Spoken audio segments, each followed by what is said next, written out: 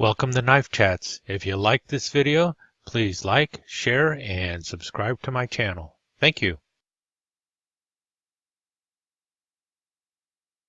I guess we'll call this part 2 on the Boker E1 survival knife made for the United States Air Force, specifically for Strategic Air Command's bomber crews. I did a video on this knife already, and at the end of that video I talked about another knife that Boker made, which was the Boker sack knife, which was a I guess you would say a copy of this knife. And I recently came across one of those, and I thought I would compare it to this knife so you can see the differences between an original Boker 155 or E1 Strategic Air Command survival knife and the sack knife that Boker came out with about 4 or 5 years ago. So this is the new one that Boker just recently came out with, and we'll start by just comparing the differences in the sheaths. Obviously the noticeable difference is you've got SAC stamped into the sheath of this knife, and if you notice the stitching is different, and the sheath is not quite as high, but it is quite thicker along the side here. It is nicely made, nicely burnished there, nicely stitched, and nicely riveted in place. But if you notice, this one is form-fitted and pretty much hard leather, and the knife goes in and slides into there nice and tight. You can see how the knife fits into it. And if you also notice, the sheath is just one piece and it wraps around and comes around like so. The sheath has been torn here a little bit. It should come down a little further, but you get the idea how the sheath of the original was made. And then if you notice this one, first of all, it's shorter, quite a bit shorter, so still has the same number of rivets, but they're placed closer together, and it is shaped differently, and it's not nearly as form-fitting to the knife as the one you had on the original. Notice there's a big gap there, and also it just doesn't quite fit the same, and you don't have that obvious hump here where the guard of the knife meets into the sheath here. Also, it's a separate strap that has been sewed and riveted onto the back of it. Pretty well made. It's still kind of stiff leather, and it's not poor quality leather. I mean, it's decent enough leather and everything. This sheath is either made in China, well, most likely made in China, and that's the differences between the sheath and the original sheath. So if it's stamped sack, it's obviously the copy, or the what do you want to call it, a commemorative, I guess, but definitely a difference in the sheath. Let's move on to the knives. We can start with the original here. You'll see that it says 155 on one side of the blade, and on the other side it says Boker USA. That's for the tang stamp.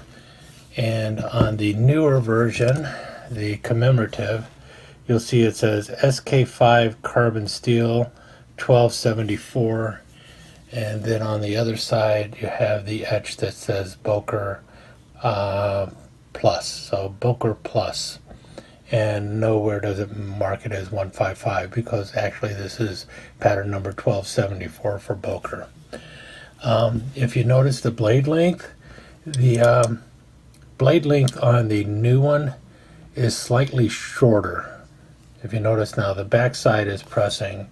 If you notice, it's about a eighth of an inch shorter. And thickness wise, actually hard to tell here, but it is just the hair thinner also, probably 1/32 of an inch thinner. This is an 1/8 inch blade, and this one's probably 3/32 or so. It's definitely a little thinner. Otherwise, you've got the same basic shape of it. You've got the this part is full up here, and then you've got a hollow grind, and then full up here and a hollow grind down here. The original knife has 1095 carbon steel. The copy has SK5, which is about a 1080 or 1085 carbon steel. The real noticeable difference, though, is right here in the crossguard. You can tell, basically, if you look at the handle length, the crossguard has almost been removed.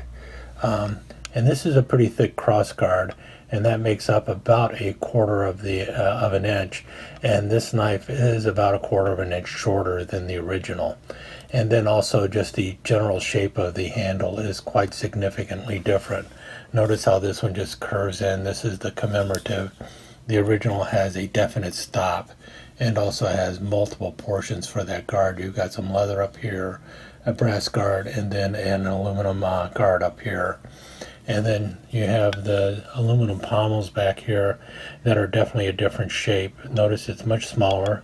And also notice the placement of the lanyard hole is different. So very easy to spot the differences between the two knives. This is basically Boker's 1274. It's not an E1 survival knife by any stretch of the imagination. They used it as a commemorative, but it's not a Boker 155, and it is not an E1 survival knife.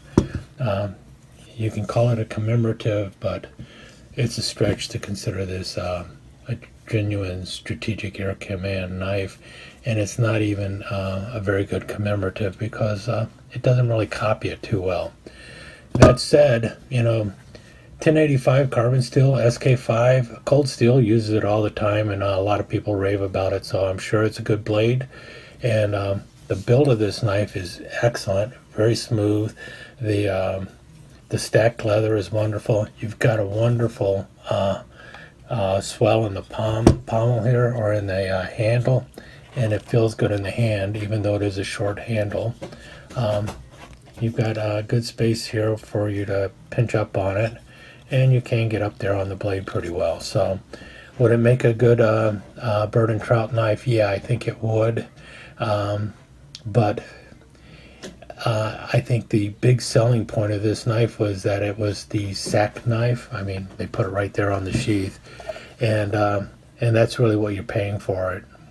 I think they sell this knife for something like $86. $86 for a knife made in China using SK5, and it's basically just a bird and trout knife. I think that's a little steep. I would not pay that kind of price for it. I did not pay that kind of price for it either.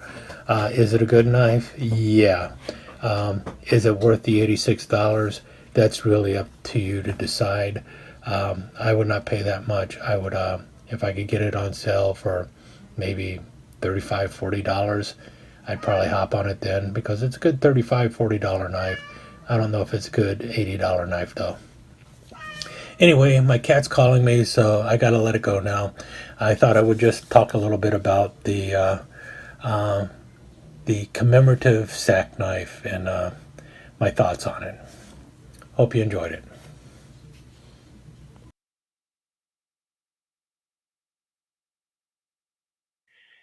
Thank you so much for joining us. I hope you enjoyed this episode of Knife Chats, and if you did, please like and share it with your friends. Comments are always welcome. Don't forget to subscribe and ring that notification bell so you'll know when the next episode of Knife Chats is up online. Thanks again. Hope to see you soon.